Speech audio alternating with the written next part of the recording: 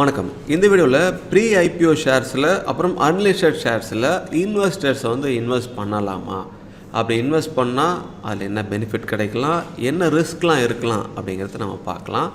Stock மார்க்கெட்டில் invest பண்ணுறவங்க எல்லாருமே இது என்ன ப்ரீ ஐபிஓ ஷேர்ஸ் அன்லிஸ்டட் ஷேர்ஸ்னு நீங்கள் கேட்கலாம்.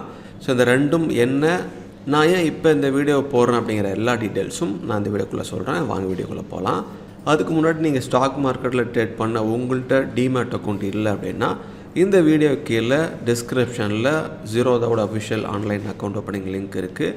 அதே போல் டிஸ்பிளேயில் நீங்கள் நம்பர் பார்க்கலாம். நாங்கள் ஜீரோதாவோட அஃபிஷியல் ஆத்தரைஸ்டு பார்ட்னராக 2012 இருந்துகிட்ருக்கோம். ஜீரோதாவோட வெப்சைட்டில் எங்களோட பிரான்ச்சஸ் எங்கெல்லாம் இருக்குது அப்படிங்கிறத லிஸ்ட் பண்ணியிருப்பாங்க. தாராளமாக கீழே லிங்கை பயன்படுத்தியோ அல்லது எங்களுக்கு கால் பண்ணியோ உங்களோட டிமேட் அக்கௌண்ட்டை ஃப்ரீயாக ஓப்பன் பண்ணிக்கலாம். எல்லா சப்போர்ட்டும் தமிழில் வாங்கிக்கலாம்.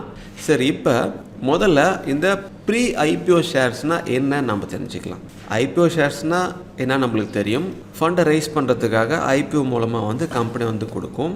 ஆனால் இந்த ப்ரீ ஐபிஓ ஷேர்ஸ் அப்படின்னா என்ன அப்படின்னா, ஐபிஓக்கு முன்னரே தேர்ந்தெடுக்கப்பட்ட முதலீட்டாளர்களுக்கு ஷேர்ஸை விற்பாங்க. இதுதான் ப்ரீ ஐபிஓ ஷேர்ஸ் அப்படின்னு சொல்லுவோம். ஸோ இதை வாங்குறதுக்குன்னு சில க்ரைட்டீரியா இருக்குது. அதாவது குறிப்பிட்ட அமௌண்ட் இருக்கவங்க மட்டும்தான் இதில் பார்ட்டிசிபேட் பண்ணணும் அப்படிலாம் ரூல் இருக்குது. ஒரு எக்ஸாம்பிளுக்கு 5 லட்சம் ரூபாய் இருக்கவங்க இந்த ப்ரீ ஐபிஓ ஷேர்ஸில் வேணுங்கிறவங்க இன்வெஸ்ட் பண்ணலாம் அப்படின்னு சொல்லுவாங்க. ஸோ அவங்களுக்கு தேர்ந்தெடுக்கப்பட்ட முதலீட்டாளர்களுக்கு இந்த ஷேர்ஸ் விற்கப்படும். இந்த நிறுவனம் ஐபிஓக்கு முன்னரே ஃபண்டை ரைஸ் பண்ணுறதுக்காக இந்த மாதிரி ப்ரொசீஜரை ஃபாலோ பண்ணுவாங்க. அதுக்கப்புறமா தான் ஐபிஓ வெளியாகும். ஸோ இதுதான் ப்ரொசீஜரு. இதில் முக்கியமான விஷயம் என்ன அப்படின்னா, ஐபிஓ விலையோட குறைவான விலைக்கு கிடைச்சிச்சின்னா இந்த ப்ரீ ஐபிஓ ஷேர்ஸில் இன்வெஸ்ட் பண்ண முதலீட்டாளர்களுக்கு ப்ளஸ்ஸாக இருக்கும்.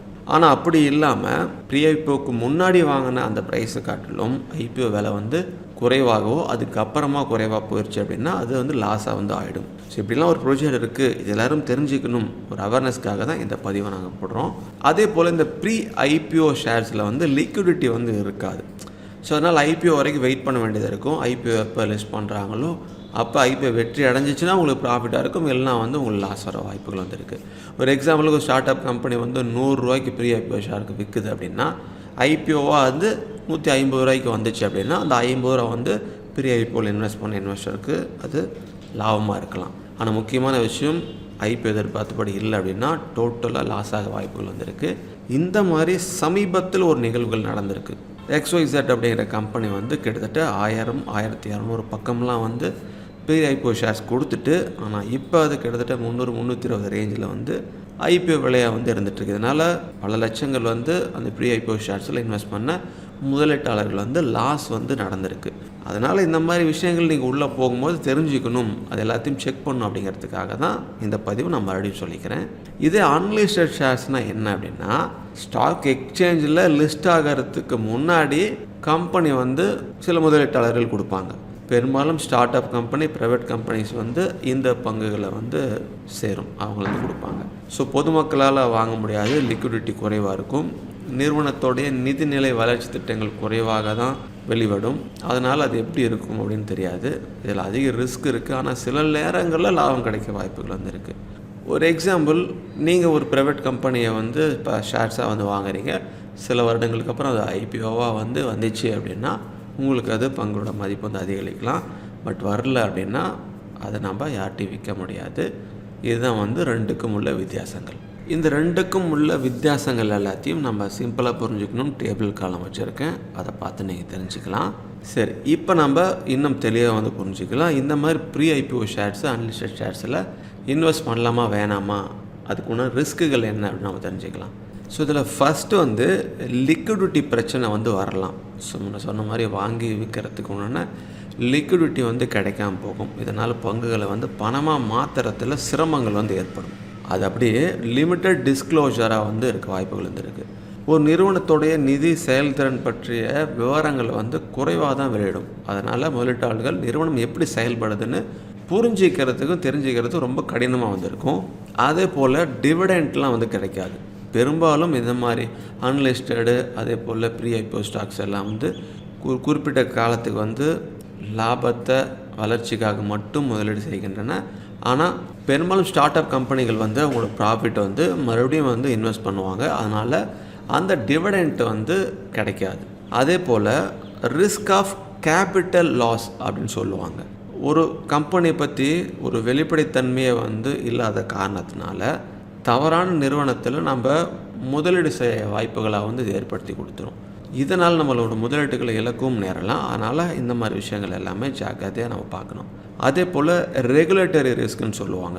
எக்ஸாம்பிளுக்கு அன்லிஸ்டட் ஸ்டாக்ஸ் எல்லாமே ஒரு ஒழுங்குமுறை மேற்பார்வையில் இருக்காது. செபியை கீழே எக்ஸ்சேஞ்சஸ்லாம் இருக்கிற மாதிரி அதுக்குன்னு ஒரு ரெகுலேட்டரி இருக்காது. இதனால் மோசடி, தவறான தகவல்கள் நம்மளுக்கு கிடைக்கிறதுக்கான வாய்ப்புகள் இருக்குது. அடுத்து வேல்யூவேஷன் சேலஞ்சஸ் இருக்கும். ஒரு ஷேரோடைய உண்மையான மதிப்பை கண்டுபிடிக்கிறதுக்கு அது கொஞ்சம் சிரமமாக இருக்கும். லிமிட்டட் இன்ஃபர்மேஷன்ஸ் தான் நம்மளுக்கு கிடைக்கும். ஸோ ஒரு கம்பெனியை பற்றி முழுமையான தகவல்கள், நம்பிக்கைத்தகுந்த தகவல்கள் எதுவுமே கிடைக்காது. ஸோ இதனாலே ஒரு நல்ல முதலீட்டு முடிவு எடுக்கிறதுக்கு கஷ்டமாக இருக்கும் இந்த மாதிரி ஷேர்ஸில். அடுத்து லாக்இன் பீரியட் இஷ்யூவும் வரலாம். ஸோ இந்த மாதிரி ஷேர்ஸ், அதாவது அன்லிஸ்டடு ப்ரீ ஐபிஓ ஷேர்ஸ் நீங்கள் வாங்கியிருந்து அது ஐபிஓ மூலமாக லிஸ்ட்டே ஆயிருந்தாலும் செபியோடைய கட்டுப்பாட்டின் காரணமாக 6 மந்த்து அல்லது அதுக்கு மேற்பட்ட நாட்களுக்கு அப்புறம் தான் நீங்கள் அந்த ஸ்டாக்கை செல் பண்ண முடியும். இந்த மாதிரி லாக்இன் பீரியடும் வர வாய்ப்புகள் இருக்குது. அடுத்து லோயர் ப்ரைஸ், லிக்விடிட்டி இல்லாததுனால ஸோ நம்ம குறைஞ்ச விலைக்கு கொடுத்துட்டு வெளியே வந்துடலாம் அப்படின்ட்டு நம்ம குறைவான விலைக்கு நம்ம செல் பண்ண வேண்டியதாயிரும். ஸோ இதுதான் இந்த மாதிரி ப்ரீ ஐபிஓ ஷேர்ஸ், அன்லிஸ்டட் ஷேர்ஸில் நீங்கள் இன்வெஸ்ட் பண்ணும்பொழுது ஏற்படக்கூடிய முக்கியமான நிகழ்வுகள். இந்த மாதிரி நீங்களும் இன்வெஸ்ட் பண்ணணும்னு நினச்சிங்க அப்படின்னா இந்த மாதிரி நிகழ்வுகள்லாம் நடக்குது. அதே போல் நான் முன்ன சொன்ன லைவ் எக்ஸாம்பிளும் இருந்திருக்கு. அதெல்லாம் வச்சுட்டு நல்லா ரிசர்ச் பண்ணிவிட்டு உங்களோட முதலீடை பண்ணுங்கள். இது எல்லாருக்கும் தெரியணும், இந்த அவேர்னஸ் போய் சேரணும் அப்படிங்கிறதுக்காக தான் இந்த பதிவு. மீண்டும் உங்களை அடுத்து ஒரு நல்ல பதிவில் சந்திக்கிறேன். Invest wisely for a better future. Thank you.